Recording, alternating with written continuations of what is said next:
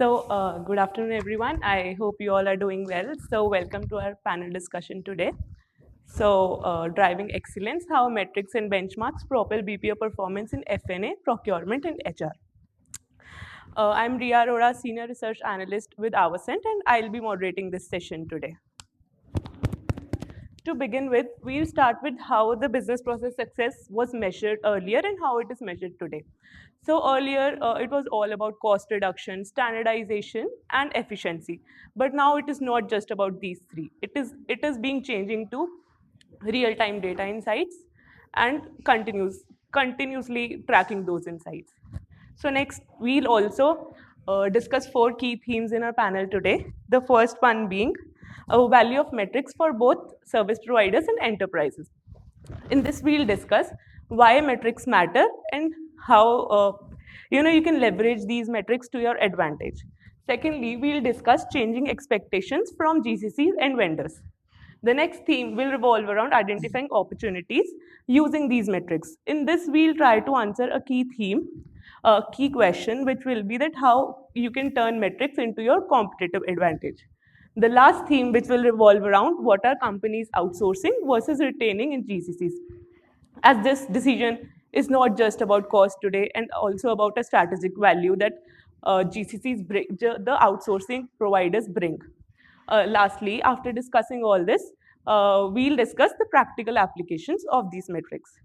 So to discuss these in detail today, I'm joined by two panelists, Avinash Baliga with 20 years of experience and partner at Avasant, who specializes in advising Fortune 1000 companies in GCC strategy, BPT, business process transformation, and shared services. Aditya Jain, a research leader at Avasant, who specializes in identifying key business process trends, operational metrics, and benchmarks. So over to Avinash for discussing business process success and what kind of metrics we track more in detail. Thanks, Riya. I think, again, I'm sort of preaching to the choir here. Traditionally, operational metrics have always been part of the game, be it cost efficiency, how efficient is my process, how effective is it, what cost is I'm delivering at, what level of standardization exists in how I'm operating, and what kind of improvements can I deliver to keep delivering value to the client. Now, I think as all of us have experienced, the game has evolved over a period of time now. Now, I think clients expect end-to-end outcomes. When I talk of end-to-end outcomes, this could be, if you are talking of, let's say, healthcare, it could be cost to collect, it could be everything that matters which goes into the entire equation. We are looking at from, let's say, disparate systems coming together. We are now looking at real-time data tracking and reporting. It's now getting into data-driven decision making. And, I think all of this is getting together by access to having benchmarks to where are my peers operating at, where are my best-in-class firms operating at, and how do I compare versus those. I think, keeping that in mind, I understand that the evolution has happened to a point where everyone needs to know the client that they are servicing, what matters in that industry, because what matters in, let's say, healthcare is different from, let's say, airport or airlines, etc. The metrics could be similar, but how they are used and how they sort of factor into a decision makes a big difference. If you can move to the next slide, please. I think, to that effect, I think what we thought was it's probably good for us to, bring together some of these metrics so that we can start providing some insights into what our clients are measuring, how are they making their decisions, what kind of data is driving their decisions. And this could be across, business impact, customer experience, how they're adopting technology, what level of automation do they have. All of us here totally understand the impact that automation has had, and everybody is now trying to jump the bandwagon and figure out how to leverage that and bring down the cost. So I think through this session, what we intend to do is give a flavor of what we are seeing in the market, what our clients are measuring, and how we are using some of these metrics to drive the discussion around improving performance. So thank you, Avinash. As we have discussed now what kind of metrics we track, we'll move on to our next discussion point, which is the value of metrics for both enterprises and service providers. So firstly, I would like to ask Aditya, in your research perspective, how do you think enterprise can leverage these metrics to improve their performance? So I guess there are a lot of ways actually. So how Avinash also said, right? Industry benchmarking has completely changed the way we used to approach things. So I mean, first is you can definitely have a data-driven decision with your clients now. So it's not about just saying that we'll do cost optimization, but by how much exactly for the client based on their industry benchmarks.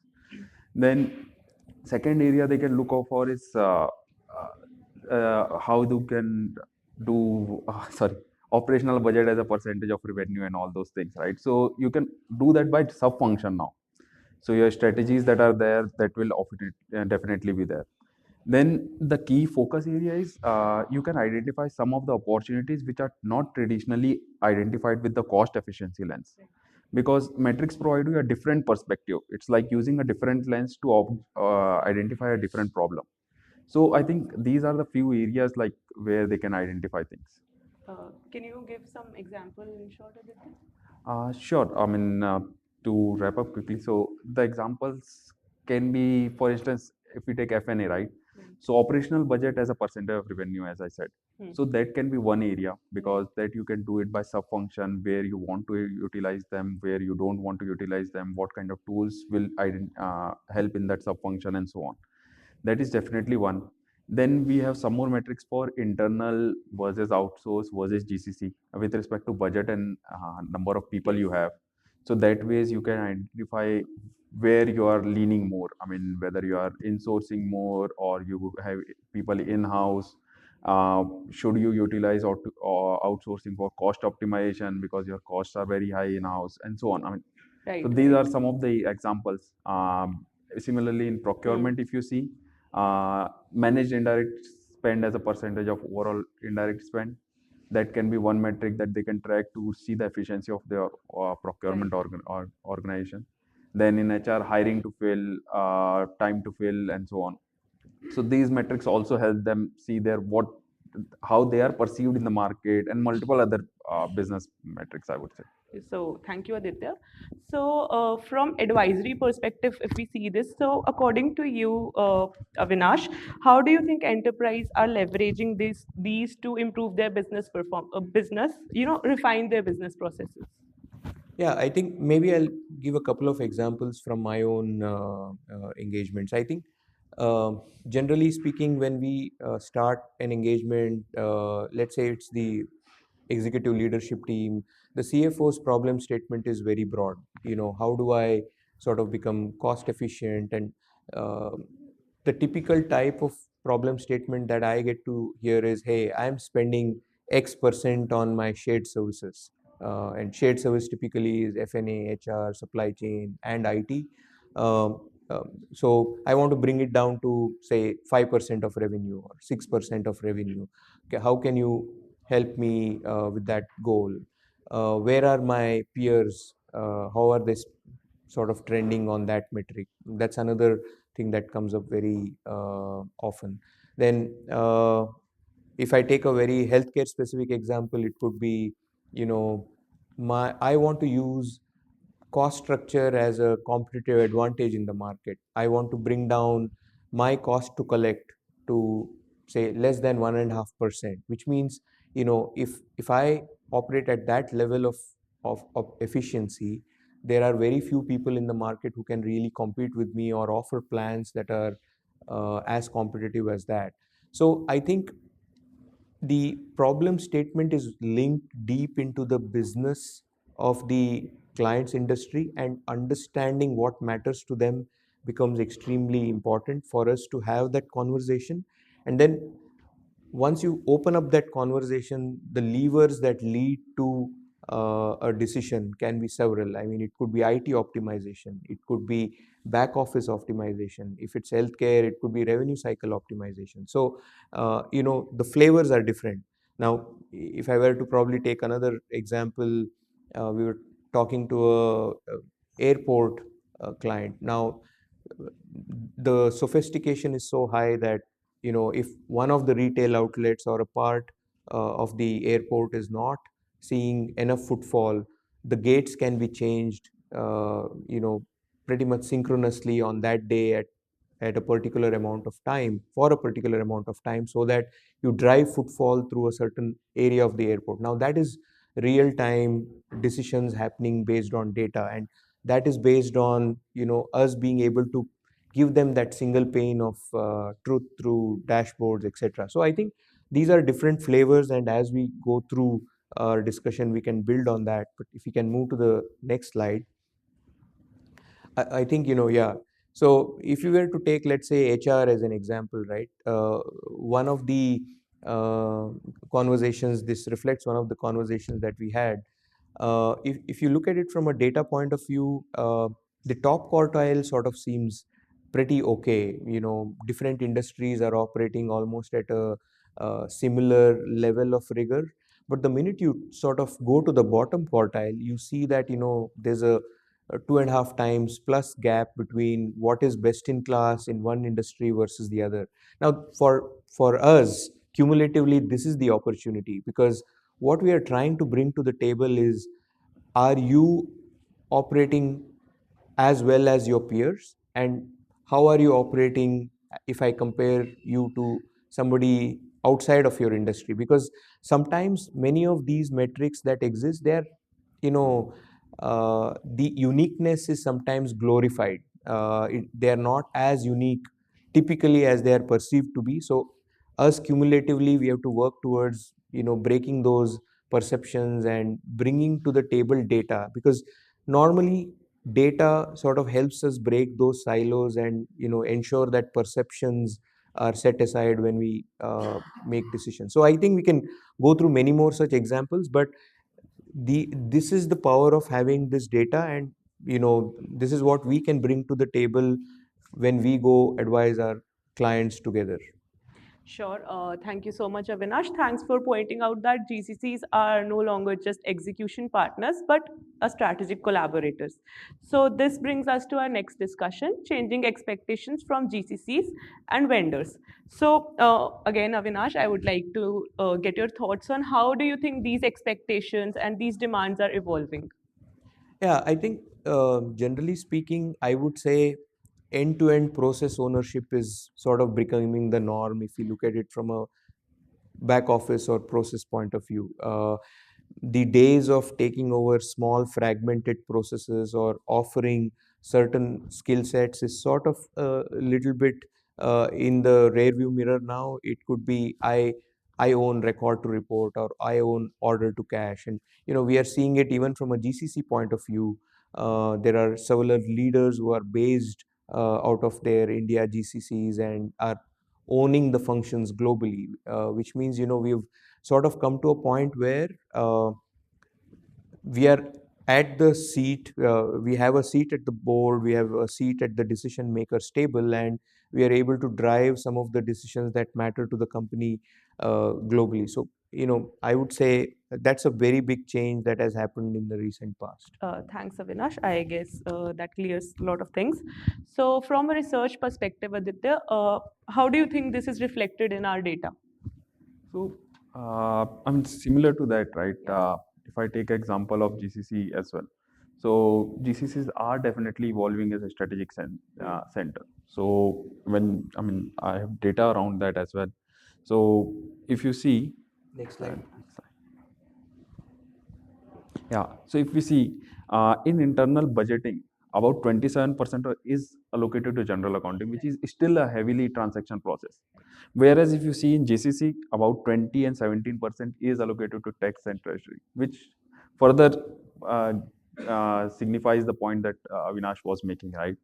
Then The other two area, I mean, to put it differently, are automation and cost reduction. I mean, though they have been in place, but with automation now, enterprises want to see that how would you move me from lower quartile to a higher quartile. I mean, for instance, 50% automation in one of the industry might be a benchmark, but in another it might be 90%. So more than talking about that we can move you to 90, 95%, you can drive the conversation according to the industry and the area. So that gives them a better perspective, right? So you can identify the area where you want to put your automation and do a heavy investment. Then cost reduction is again definitely it's continues to hold a good position into it, and these hold true for both GCCs as a vendor. I mean, vendors are also looked upon as a strategic partner now. So cost reduction remains a key as well again. So, thank you, Aditya. So, the key message here that we got from our discussion is that demand for transformation and strategic ownership is changing how GCCs are working nowadays. So, this brings to our next theme, which is identifying opportunities using these metrics. So, now as we have discussed the value of these metrics and the kind of metrics we track, let's move on to identifying opportunities. So, Aditya, I would like to know your perspective on how enterprises are leveraging these metrics uh, to uncover some hidden opportunities. Sure, sure, definitely. So maybe one of the area we can have is automation, if I say it, right? Automation has been a buzzword since a long time. But when we saw in one of the metric, so we were tracking percentage of reconciliation automated, invoices electronically generated. So the median for that was about 75%. But when we tracked the next level of the metric, about how many do go straight through, it was about 35%, which is not even 50%, right? So that shows that there is still a gap. But in some industries, for instance, BFSI and healthcare, it was very high, but in some it was not. So, I mean, this is one way you can use this metric to identify the hidden gap and then pitch in your solutions there. Then definitely, second can be optimization, I would say. I mean, no longer you can say that I am efficient or optimized.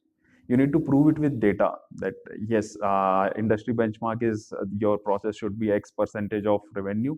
We are working at 0.9% or 0.8% and so on.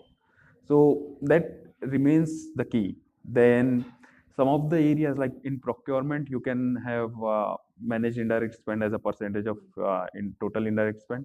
There you can identify where your organization is lacking with respect to the industry benchmark.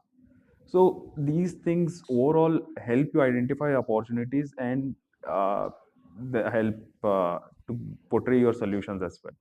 So yeah, thank you, Aditya. I agree with you. So Avinash, I would like to know your views on how enterprises can, leverage these insights to drive actual change or real change. Yeah, I think Aditya sort of spoke about it a little. As part of our engagements, what we typically do is we bring that outside in perspective. It is able to sort of show them the mirror of where they stand as compared to their industry, as compared to, let's say, best in class outside several industries, right? And as part of that, we could take data as an example. I can probably take another example. We were advising I think a utilities client. They were looking at the number of invoices that are processed electronically. And I think, there's a lot of pride when you speak to some people. Of course, they would have been part of some level of, let's say, the automation roadmap. uh, you know eh, so this particular client, I think they had achieved something like 25 to 30% of electronic processing of invoices. Thanks for that. So if you look at this chart, we sort of brought up our data and talked to them about their industry being almost at 60%, which meant there was a lot more opportunity for them to expand their level of electronic processing, which means costs come down, error rate comes down, accuracy goes up, and cost of processing, improves by leaps and bounds.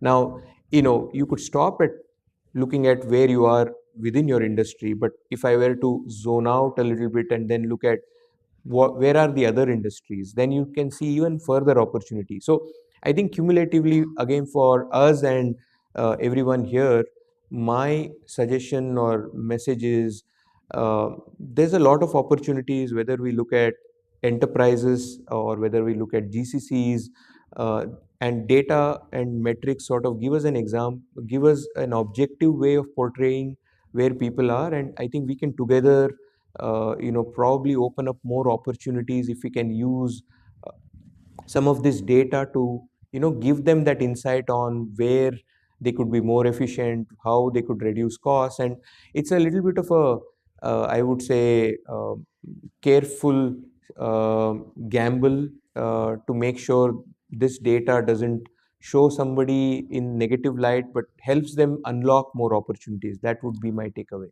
Thank you so much, Avinash.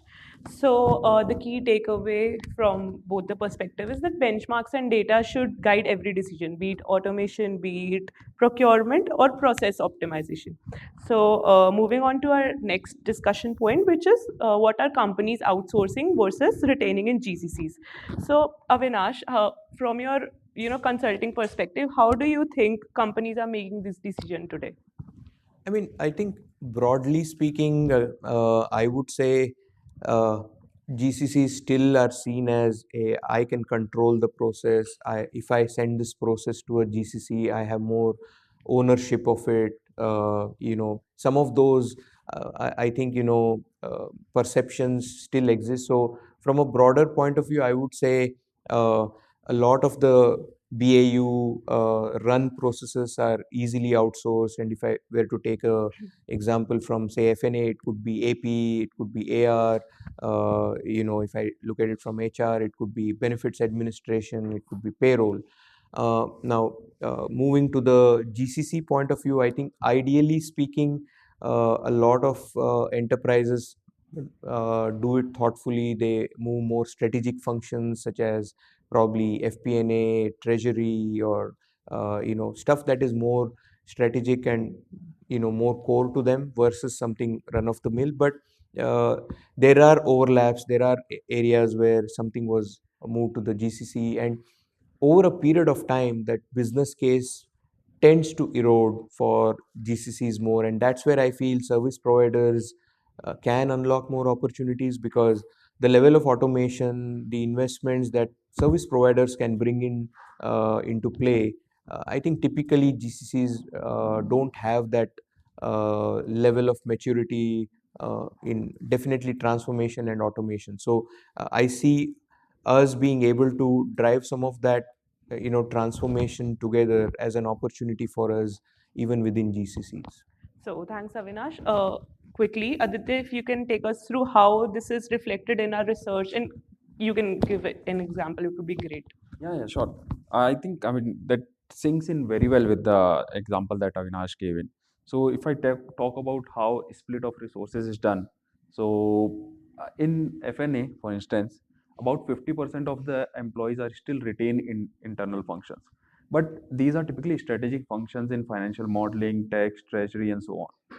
But when we talk about the other half, the outsourced 24%, that is typically in the general accounting and transactional processes, right? And when we move to the GCC part, which is a highly growing section, so which is about 21%. So this again comes to budgeting and lot of strategic functions. So similarly, when you go to procurement, all the direct procurement related people, they are typically in the internal function, but the indirect procurement that typically falls in the external one are being developed as a, I mean, I would say currently they are more into the transaction part and being outsourced more, but they are developing GCC COEs in GCCs because they feel that they have better control over it, and some of the direct procurement can also move there because of the control and have a better cost efficiency. Then similarly in HR as well, it has mostly people into internal functions because of HR strategy, leadership development, lot of strategic functions. But in outsource, talent acquisition, payroll, those transactional processes are being outsourced. But here the interesting function is the GCC part, which was negligible in this, but it is growing into main COEs and strategic functions now. But they are not directly managing the leadership development but they are doing workforce analytics, which works in sync with the strategic function. So, I mean, the data backs the perspective that Avinash was saying, right? And it gives vendors as well a chance because it shows that enterprises are trusting outsourcing. Now, whether GCC do it or service provider do it, and they need to build capabilities around those. Thank you, Aditya. So I guess the key takeaway from our discussion is that outsourcing is not just about cost today. It is also about efficiency, control, and automation. So as we have discussed, how the value of metric, what is the value of metrics, what are companies outsourcing versus GCC. So now it's time to know how this evolving landscape is opening up the gates for service providers. So Avinash, if we can know that how service providers are leveraging these data to enhance customer relationship and business outcomes. I know our time's up, so I'll just keep it to less than 10 seconds. I think, uh, every enterprise that I'm talking to now is hungry for automation. AI, as we know, is the buzzword. We are we are looking at how do we bring cost of transaction, how do we sort of have traceability to the end-to-end outcome that we were talking of. So all of this is sort of driving a lot more transformation spend, which effectively means there is more opportunity for us, but it is unlocking those opportunities by talking their jargon and bringing metrics to them, and giving them real data of how they are performing versus their peers and other best in class firms, that we can sort of unlock that potential. So I'll sort of leave it there. I know time's up for us, Riya, so maybe Thank you. we'll call it. Uh, yeah. So one last question, just from a research perspective. So Aditya, what trends are you seeing? How service providers are using these benchmarks? So, I mean, as Avinash pointed out, right, there are basically two ways you can do it for existing clients and for new clients. So, I mean, I would like to call it a term called Brahmastra. So, it can be used in pre-sales and all those roles. So, it acts as a sales enablement tool where you can exactly show how much the things are moving. So, it's related to directly to business outcomes, and that generates a lot of insights for the client. And then for existing ones, you can proactively benchmark them and then suggest them the initiatives so that you talk about numbers with your solution, not only about the solution. So I think that sums up. Thank you, Avinash and Aditya, and to our lovely audience for joining us today. Yeah. So if you have any doubts or queries, feel free to connect with us after the session.